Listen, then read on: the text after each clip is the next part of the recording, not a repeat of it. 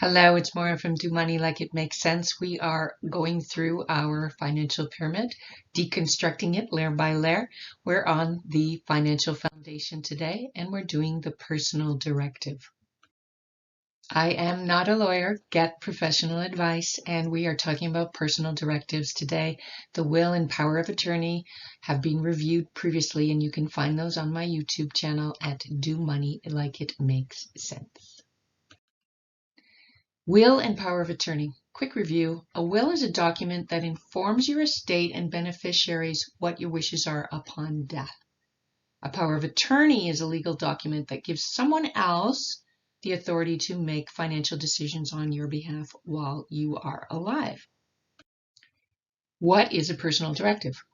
Well, it can be called a number of things, so that can kind of confuse the issue. It can be called a healthcare directive, an expression of wishes or advanced care directive, and you may have heard it called a living will, which is more commonly used in the United States.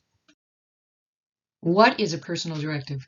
It's a relatively new legal instrument, and it helps address how a person would like health issues to be dealt with. It takes the pressure off the family to make serious decisions at a really stressful time because the person has already laid out their instructions. There may be instructions on what to do if a person were to become comatose, or if artificial means or life support are being used. And the level and type of care can also be addressed. For instance, blood transfusions, yes or no, organ transplants, yes or no, or even do not resuscitate orders. Why should you have one? It can prevent conflict and guilt among family members or chosen family, i.e. close friends. There's no guesswork involved for the doctor or your family, and there's no second guessing. They know what your wishes are. Also, for the people left behind, there can be residual guilt.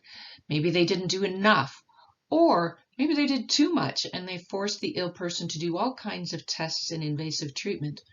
Letting them know what you want eliminates those possibilities, and it's all clear for them. Family members might not agree on the treatment or end of treatment for one of their loved ones. And children from divorced marriages can resent the new partners for making decisions.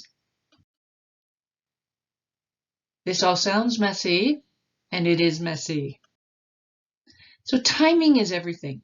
Like the power of attorney, the personal directive is created before the person becomes ill, injured, or unable to communicate. You must be assessed as competent, and you must be able to make important decisions for yourself and understand the decisions you are making. What should I think of? Think about what is important to you. Learn about your health. Are there any risk factors? Is there any genetic or hereditary illness in your family that may impact your future?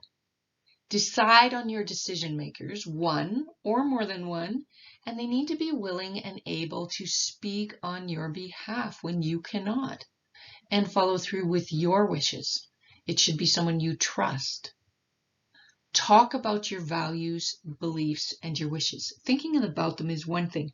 Talking them through is another. And record your wishes and let people know where that copy is. Good to know. Do I have to have one? No, and they are often completed with a will and power of attorney. Consider it to be a good part of any financial foundation and relationship foundation. How do I get one? According to Advanced Care Planning, less than 1 in 5 Canadians have a healthcare directive in place. Often they're done at the same time as the will and the power of attorney. You can use a lawyer. There are health directive kits, and there are online resources. Provinces may differ, so please check yours. And Advanced Care Planning has some great resources, and I put the link here in the video. What else should you consider? Well, it's an important decision. And be willing to accept that you may have issues that come up when considering putting a health directive in place. They could include feelings around losing your health or mental capacity, guilt around end-of-life choices. Your choices for end of life may not be in alignment with the people around you, any unresolved trust issues, and vulnerability. Thanks for joining me and reviewing your personal directive.